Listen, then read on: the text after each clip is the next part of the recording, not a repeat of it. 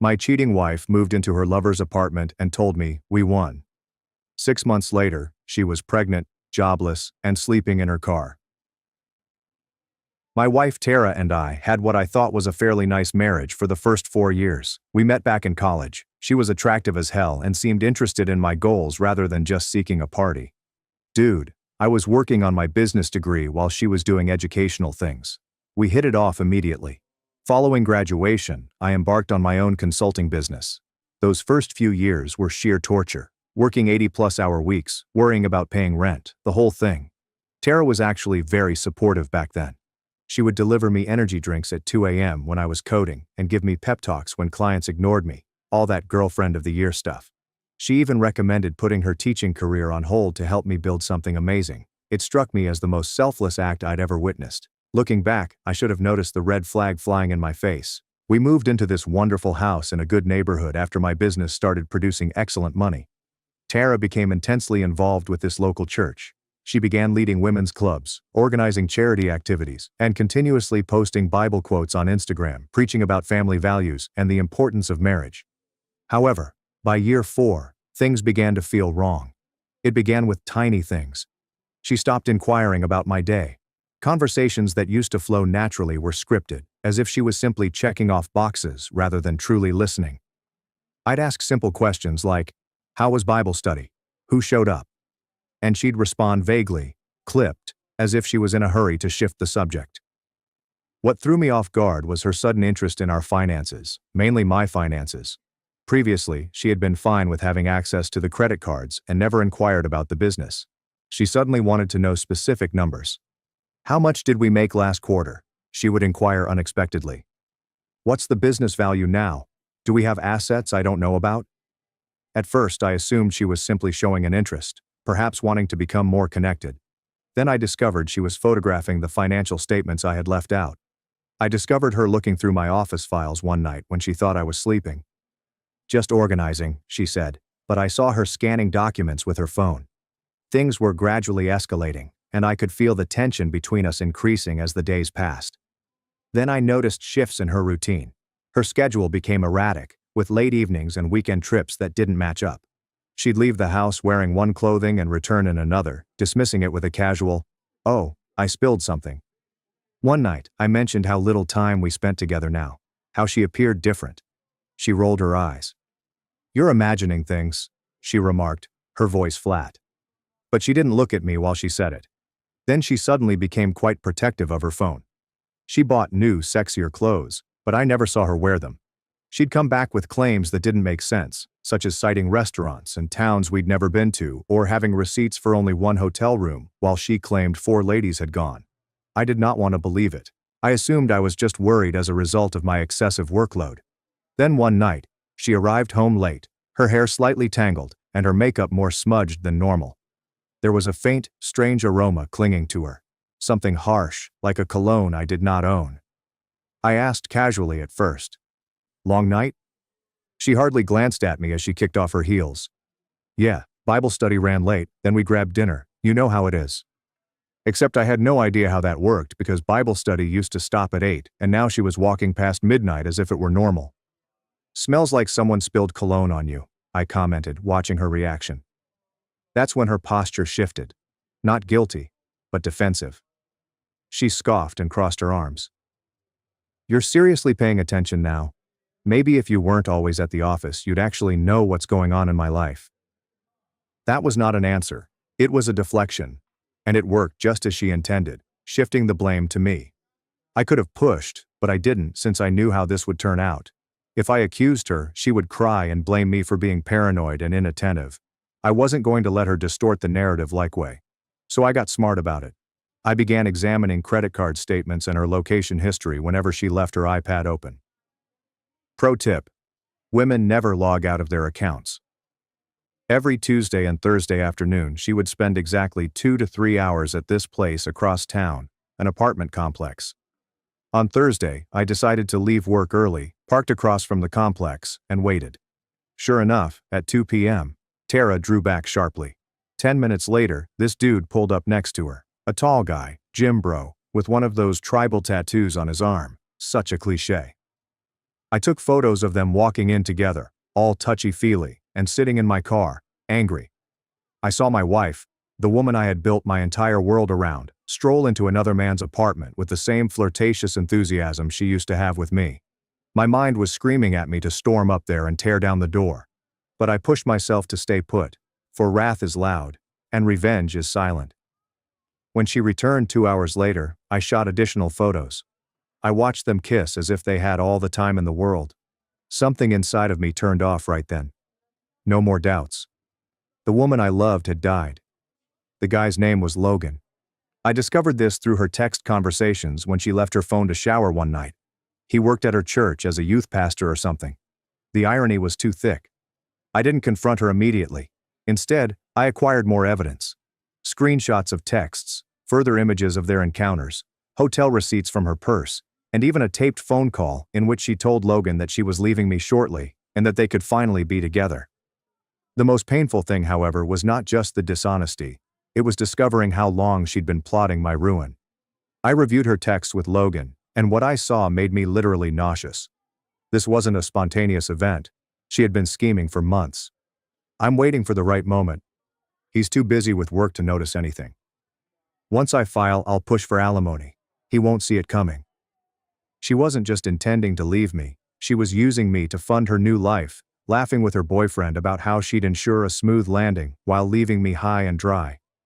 That's when I realized she wasn't simply walking away. I was making certain she left with nothing. I met with my business accountant after hours and kept things casual. Thinking about restructuring a few things, I reported. Over the next 2 weeks, I made a few financial decisions. I prepaid my office lease for 1 year, paid back business loans faster. I changed my compensation such that more money stayed in the company rather than showing up as personal income. I invested in new equipment that I knew I'd need soon, but didn't necessarily need right now. On paper, it appeared like my business was controlling cash flow. Nothing untoward, simply routine operations that coincidentally made me appear much less liquid. At the same time, I created a second personal account with another bank and began moving tiny amounts. Nothing wild, just enough to make a cushion that she wouldn't have access to. Everything was legal and properly documented. I wasn't hiding any money. I just wanted to make sure she didn't get more than she deserved. Then, unexpectedly, she did me a favor. On a random Tuesday, she decided to blow it all up herself. When I got home from work, she was sitting on our couch with this bizarre, pleased expression on her face. "Adam," she answered. "All fake, sweet. We need to talk." I knew what was about to happen, but I pretended not to know. "What's up?" "I'm pregnant." We hadn't been together in months, so unless she was carrying baby Jesus 2.0, this wasn't mine. Before I could respond, she twisted the knife. "But it's not yours. I've been seeing someone else. I want a divorce." She stated it as if she were ordering takeout. No remorse, no hesitation. After 5 years of marriage, she threw it away like an old coupon. I could feel the wrath rising beneath my skin, and my hands flexed at my sides. Every instinct told me to throw the entire folder of evidence in her face, drag her through the mud right then and there. But then it struck me. It was perfect. She had no idea what I already knew. No idea I had been observing, documenting, and waiting. She believed she had complete control and was the one who would bring things to an end. I let out a slow smirk. "I see." It threw her off. She was ready for me to explode, plead, or ask who. But I sat there as quiet as ever. She doubled down. "And just so you know, you'll still be paying me alimony. I gave up my career for you, so you owe me." I locked eyes with her. "Tara," I commented, "did you really think I wouldn't know about Logan?" Her face lost its color. I chuckled. "Tuesdays and Thursdays, right? 2 to 3 hours, same apartment complex, same parking spot. You didn't even try to mix it up. You really thought I was that stupid?" She stiffened and her jaw tightened. I don't know what you're talking about." "Oh, come on." I leaned back, stretched my arms across the back of the couch as if I had all the time in the world. "Bible study runs late, huh? That must be a hell of a lesson plan if it requires lingerie in a hotel room." "And Logan," was my next response. "Real winner you picked there. Youth pastor, huh? Wonder how his congregation would feel about him knocking up a married woman while preaching family values." She was now completely panicked. She sat up taller, her gaze darting around as if she were looking for an exit. "How long were you going to play with me, Tara?" I inquired, tilting my head. "You and your little boy toy were waiting for the right moment, right? Planning to milk me dry before you ran off together. What was it you said? He won't see it coming." Her mouth opened and closed like a fish panting for oxygen.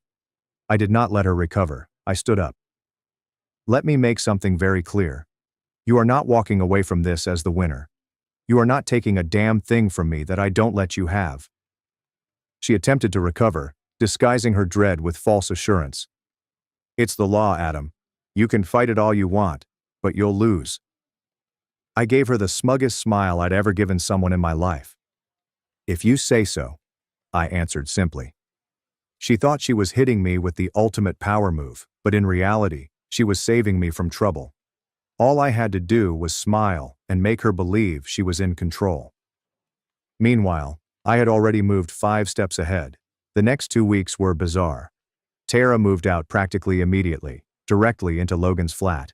She filed for divorce, alleging irreconcilable differences, which is sophisticated legal speak for, "I want to bang other dudes without feeling bad about it." I met with a group of lawyers. The first 3 essentially informed me I was screwed. No-fault divorce state was probably their favorite phrase. Apparently the fact that my wife was banging the youth pastor and was knocked up by him didn't matter in court. But I kept seeking until I found an attorney. Let's call him Victor, who didn't sugarcoat things. "Look man, I'm not going to lie to you," he told you. "You're probably going to have to pay her something, but we can try to minimize the damage." When I showed Victor my financial statements, he raised his eyebrows. "Interesting timing on some of these business expenses and restructuring," he commented, looking at me. He didn't say much more about it because he couldn't legally encourage me to hide assets, but I could tell he knew what I'd done. "Well, this might help reduce the alimony calculation somewhat, but in this state, you're still looking at significant payments." That is when the wheels started turning. The courts may not care about her cheating, but her holier-than-thou church friends will. However, I resolved to keep my cool during the divorce proceedings. Let her believe she was winning, give her only enough rope to hang herself. Court day was weird. I arrived in my nicest suit. Tara arrived with her pricey lawyer, dressed modestly, as if she were auditioning for Sister Wives. It was almost funny how false the act was. Before we even started, the judge appeared to be extremely bored. Tara's lawyer spoke first, telling a sob tale about how she gave up her promising profession to support me, how she managed our home while I established my business, and how she deserved to be compensated for her services to the marriage. When it was our turn, my lawyer presented the evidence: her adultery, the pregnancy, and the fact that she was already living with Logan. Her attorney stood up. "Your Honor, let's not forget that we are in a no-fault state," he added smugly, as if those 3 words erased everything she had done. While my client deeply regrets that her marriage did not work out, the law is clear. Marital misconduct is not a factor in determining spousal support. What is relevant is the financial disparity between these 2 parties. Hearing how carelessly she ignored all she had done made me want to smash the entire courtroom apart. She cheated. She lied. She became pregnant with another man's child, and I was still required to compensate her for leaving me. My lawyer tried to push back, setting out all of the information again and underlining that she wasn't simply leaving a marriage, but also establishing a financial safety net while living with someone else. But the judge only sighed, waiting for us to finish. When it was time for the ruling, he cleared his throat and lowered the hammer. While the court acknowledges Mr. Carter's concerns regarding his wife's infidelity, the law in this state is clear. Spousal misconduct is not a factor in determining alimony. Tara sneered at me from across the room. The judge proceeded. Given Mrs. Carter's financial dependence during the marriage and her current unemployment status, the court finds that she is entitled to spousal support. Mr. Carter will pay $4,500 monthly for a period of 4 years, or until Mrs. Carter remarries. $4,500 every month for 4 years to the woman who cheated on me while carrying another man's child. I felt as if I were taking wild medicines. But fortunately, my financial decisions paid off, sort of. Rather than being left with a $6,000 monthly payment, the judge reduced it to $4,500. Not ideal, but better than nothing. The greatest part? Tara and her lawyer had no idea about the money I still had stowed away, or that my business would miraculously recover once this was all done. Tara couldn't help but appear smug as we walked out of court. "Told you," she said quietly as we passed. "Should have just agreed to my terms from the beginning." Then she had the audacity to phone Logan in front of me. "Baby, it's done. We won." She giggled like a teenager. "He has to pay. I told you the judge wouldn't care about the other stuff." I said nothing. Just watched her walk away, believing she had pulled off the ultimate deception. But the game was only getting begun. I paid the first alimony check on time. I did not complain. Did not raise a fuss. Even sent a courteous email. "Payment sent. Please confirm the receipt." Tara seemed shocked that I wasn't a jerk about it. They probably expected me to be bitter, quarrel, and give her more ammunition. Instead, I was portraying the ideal ex-husband. Courteous, timely in payment, distant, but not unfriendly. She had no idea what was coming. Tara was more than simply a Harvest Community Church member. She was also their poster child. She oversaw the women's ministry, planned marriage retreats, and spoke on stage during services about God's design for holy marriages. Her father was a deacon. Her mother ran Sunday school. The entire family projected a wonderful Christian image, and I knew they'd throw her under the bus the moment they discovered who she truly was. I'd been gathering everything: DNA test results, time-stamped images of her and Logan, screenshots of their obscene texts, hotel receipts, and even a recording of her insulting her church buddies for being uptight prudes. That one was especially juicy. I put everything in a neat, professional folder, added a cover letter that was quite polite and proper. "To the elders at Harvest Community Church, I regret bringing this to your attention, but as a fellow believer, I believe it is my job. My ex-wife, Tara Carter, who oversees multiple ministries in your church, has been engaging in behavior that defies your church's principles. I've given documentation of her affair, which began during our marriage and resulted in an unrelated pregnancy, as proven by DNA testing.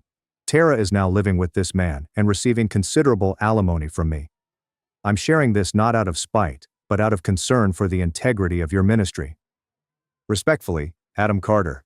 I dropped off the package early Sunday morning when no one was present, and then went home to wait for the storm to pass. The Sunday after I dropped off my small care package at church, my phone blew up. Text messages from common church friends. "Dude, what did you do? Pastor just called an emergency elder meeting before service. Tara is losing it." I simply turned off my phone and went back to sleep. It felt incredible. Not a lie. Later that afternoon, I received a voicemail from Tara. She was shouting so loudly that I had to hold the phone away from my ear.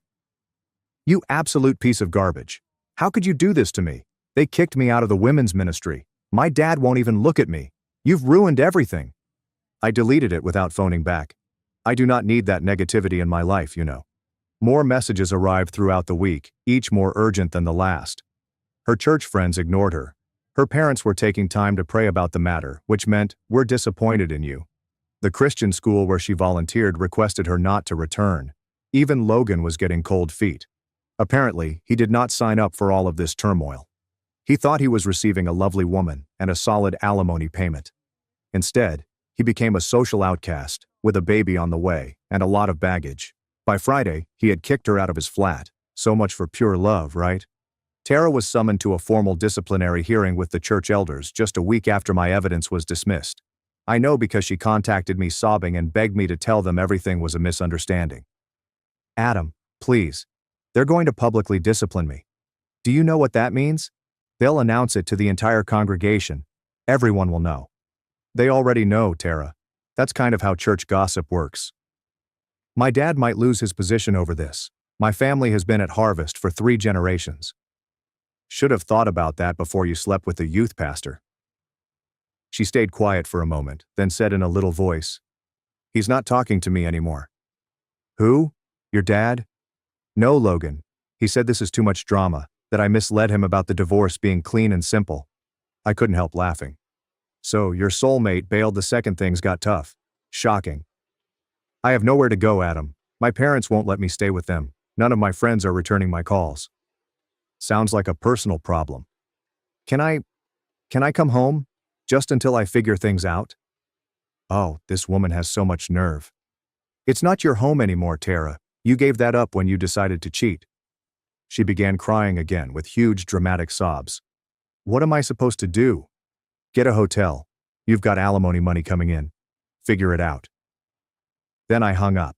Cold, perhaps. But after what she pulled, my sympathy tank was completely empty. The church hearing took place Wednesday night. By Thursday morning, the news had spread throughout the neighborhood. Tara had been formally identified as an adulteress and dismissed from all church responsibilities. The preacher preached an entire sermon about the sacredness of marriage and the consequences of sin, never mentioning Tara specifically but making it very clear who he was referring to. Her parents took a break from church leadership. Her sister postponed her wedding, which was due to take place at harvest. The entire family was essentially in exile. And Logan? He had already requested a transfer to another church in a different state, leaving Tara pregnant and alone. I remained on the sidelines throughout. I did not have to lift a finger. The community she admired most had done all of the difficult lifting for me. Small religious communities are tied to everything. Tara's church collapse set off a chain reaction that I could not have predicted better. First, the private Christian school where she worked part-time experienced budget constraints and canceled her position.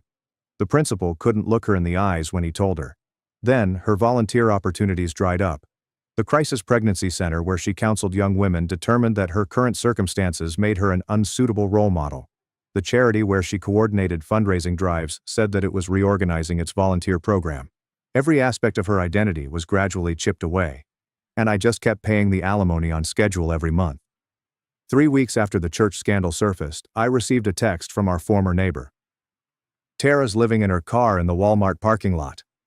I did not answer, but I did drive by later that night. Sure enough, her Honda was parked in the far corner of the lot. I could see her silhouette in the driver's seat, lit by her phone screen. The following day, she called me again. "I lost my job," she remarked, her tone dull. No tears this time, just a hollow defeat. "That sucks. The baby's due in 5 months. No one will hire me. My parents still won't talk to me." I said nothing. "I've been sleeping in my car," she eventually acknowledged. "I can't afford both a car payment and an apartment on just the alimony." "Sounds like poor financial planning." She breathed sharply. "Is this what you wanted? To see me completely destroyed?" I considered it for a second. "You know what? Yeah, pretty much. I was stupid. I made a mistake. I never meant to hurt you." I shut her off. "I don't care." She swallowed back a sob. I just wanted to say I'm sorry." I smirked. "Cool. Good luck with your new life." That's when I decided to play my last card. It's time to terminate this on my terms. "Actually," I added, keeping my tone casual, "I might have a solution that works for both of us." "What kind of solution?" Tara inquired, suddenly attentive. I could almost sense the anguish in her voice. "I'm getting tired of writing these monthly checks," I added, keeping my tone casual.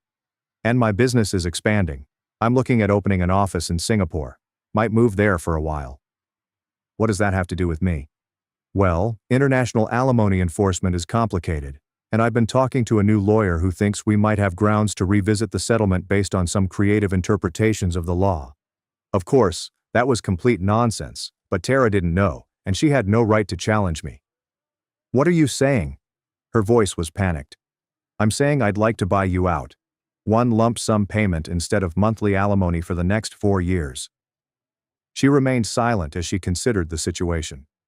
"How much?" she finally inquired.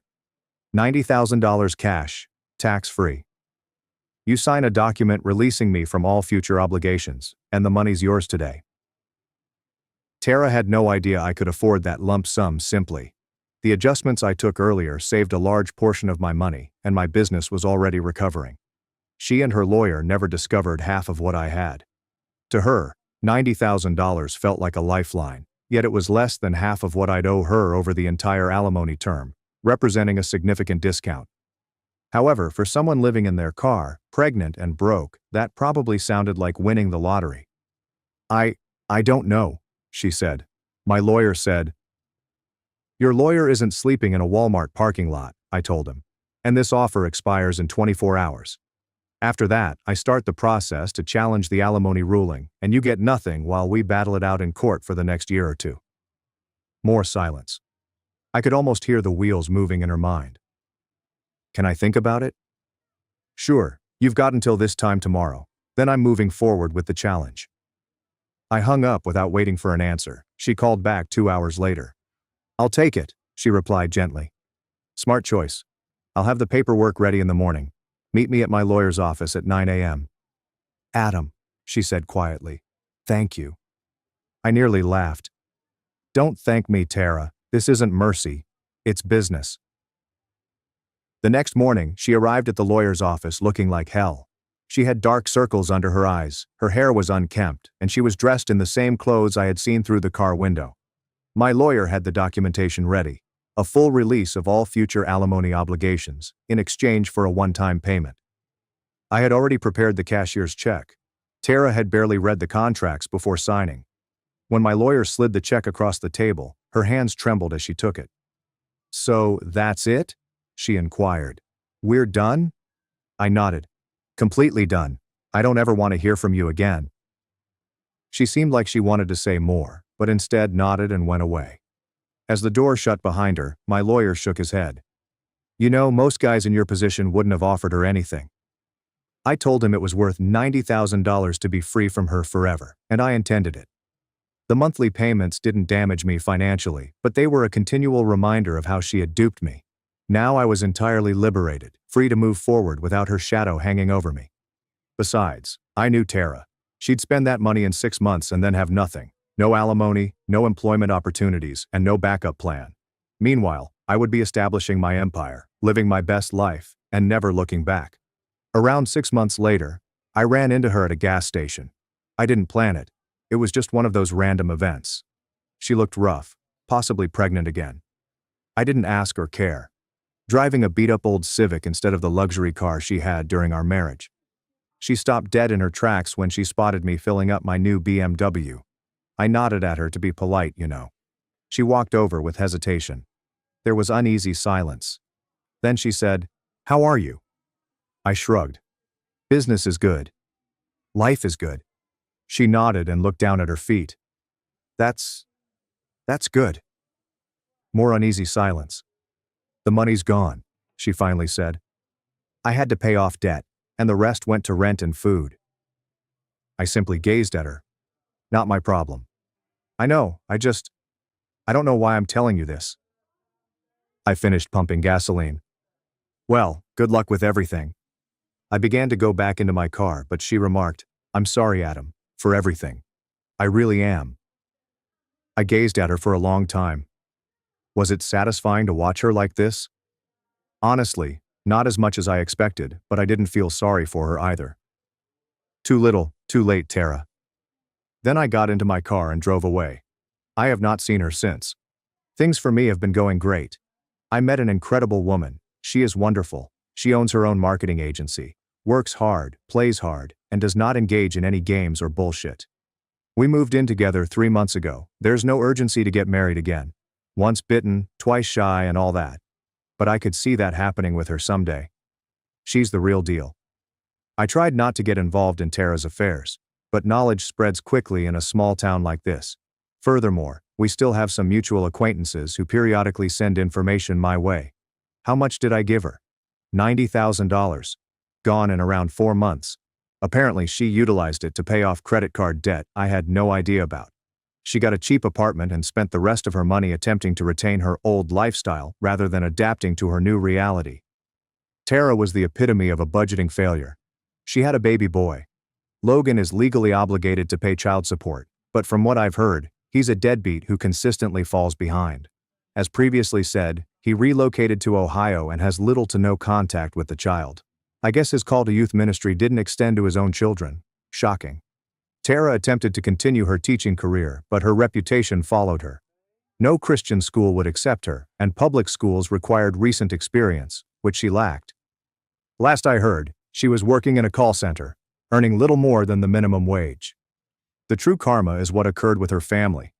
Her parents eventually forgiven her after roughly 8 months of shunning, but the relationship is still tense. They occasionally assist with the infant but are constantly making comments about horrible life choices and live with the repercussions. Her sister keeps her distance, clearly concerned that Tara's reputation may impact her own standing in the church. Tara attempted to rejoin the church community, but things did not go well. They allow her to attend services, but she is barred from ever holding a position of leadership. She sits in the back and exits immediately after the service ends. No more women's ministry, no more marital retreats, and no more social standing. The ultimate irony. A common friend informed me that she has been telling others that she made a mistake and should have worked on her marriage. Too late. As for me, I am doing better than ever. Business is growing, my relationship is secure, and I've started doing things I've always wanted to attempt but never had the time for. I earned my pilot's license, started mountain biking, and even began learning guitar. I've learned my lesson. Sometimes the worst things that happen to you result in the best version of your life. You simply have to be willing to destroy the necessary bridges and never look back. I have more important things to focus on. Oh, and one last thought for anyone going through something similar. Document everything. Take screenshots, save texts, get evidence. It may not aid in court in no-fault divorce jurisdictions, but knowledge is power, and you never know when you'll need it.